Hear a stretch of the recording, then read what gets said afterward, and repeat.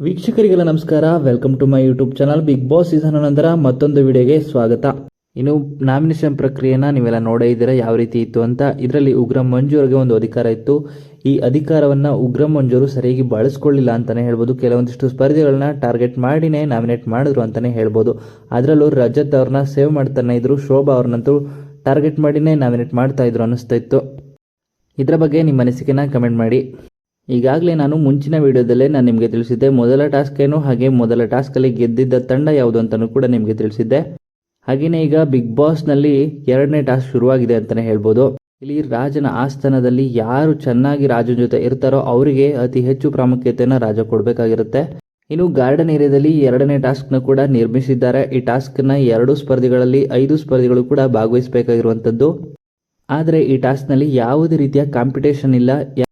ಯಾಕಂದರೆ big boss ಸಾಮ್ರಾಜ್ಯವಾಗಿರೋದ್ರಿಂದ ರಾಜ ಇವರ ಖುಷಿ ಪಡೋದಷ್ಟೇ ಆಗಿರುತ್ತೆ. ಅದರಿಂದ ಪ್ರಜೆಗಳು ಕೂಡ ರಾಜನನ್ನು ಖುಷಿಪಡಿಸಬೇಕಾಗಿರುವಂಥದ್ದು ತಮ್ಮ ಕರ್ತವ್ಯವಾಗಿರುತ್ತೆ.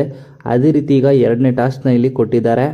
ಈ ಟಾಸ್ಕಲ್ಲಿ 2 ತಂಡದ ಎಲ್ಲ ಸ್ಪರ್ಧಿಗಳು ಕೂಡ ಭಾಗವಹಿಸಬೇಕಾಗಿರುತ್ತೆ. ಇನ್ನು ಎರಡನೇ ಟಾಸ್ಕಲ್ಲಿ ಶಿಶಿರ್ ಅವರ ತಂಡ ಗೆದ್ದಿದೆ ಅನ್ನೋ ಮಾಹಿತಿ ಇದೆ. ಯಾಕಂದರೆ ಐಶ್ವರ್ಯ, ಶಿಶಿರ್, ಮೋಕ್ಷಿತಾ ಎಲ್ಲರೂ ಕೂಡ ತುಂಬಾ ಚೆನ್ನಾಗಿ ಆಡಿದ್ದಾರೆ ಅನ್ನೋ ಮಾಹಿತಿ ಇದೆ. ಇನ್ನು ರಾಜನಾದಂಥ ಉಗ್ರಂ ಮಂಜು ಅವರು ಕೂಡ ಶಿಶಿರ್ ಅವರ ತಂಡ ಚೆನ್ನಾಗಿ ಆಡಿರೋದನ್ನು ನೋಡಿ ಖುಷಿಪಟ್ಟಿದ್ದಾರೆ.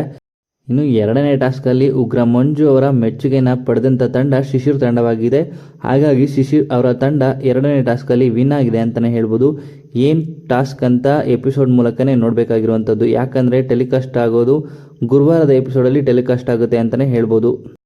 ಈ ರೀತಿಯಾಗಿ ನಮಗೆ ಸಿಕ್ಕಿರುವಂಥ ಮಾಹಿತಿ. ಹಾಗೆ ಈ ವಿಡಿಯೋ ಇಷ್ಟ ಆಯಿತು ಅಂದರೆ ವಿಡಿಯೋಗೆ ಲೈಕ್ ಮಾಡಿ. ಬಿಗ್ ಬಾಸ್ ಸೀಸನ್ ಅನ್ನೋದರ ಇನ್ನಷ್ಟು ಹೆಚ್ಚಿನ ವಿಡಿಯೋಗಳಿಗಾಗಿ ನಮ್ಮ ಚಾನಲ್ಗೆ ಸಬ್ಸ್ಕ್ರೈಬ್ ಮಾಡಿ. ತ್ರಿವಿಕ್ರಮ್ ಹಾಗೂ ಶಿಶಿರ್ ತಂಡಗಳಲ್ಲಿ ನಿಮಗೆ ಫೇವ್ರೇಟ್ ತಂಡ ಯಾವುದು ಅಂತ ಕೂಡ ಕಮೆಂಟ್ ಮೂಲಕ ಕಮೆಂಟ್ ಮಾಡಿ ತಿಳಿಸಿ. ಹಾಗೆ ಬಿಗ್ ಬಾಸ್ ಮನೆಯಲ್ಲಿ ನಿಮ್ಮ ನೆಚ್ಚಿನ ಸ್ಪರ್ಧಿ ಯಾರು ಅಂತಲೂ ಕೂಡ ಕಮೆಂಟ್ ಮೂಲಕ ನಿಮ್ಮ ಅನಿಸಿಕೆಯನ್ನು ಕಮೆಂಟ್ ಮಾಡಿ ತಿಳಿಸಿ. ಹಾಗೆಯೇ ತ್ರಿವಿಕ್ರಮ್ ಅಥವಾ ಮೋಕ್ಷಿತಾ ಅಂತ ಬಂದರೆ ನಿಮ್ಮ ಸಪೋರ್ಟ್ ಯಾರಿಗೆ ಅಂತಲೂ ಕೂಡ ಕಮೆಂಟ್ ಮೂಲಕ ಕಮೆಂಟ್ ಮಾಡಿ ತಿಳಿಸಿ.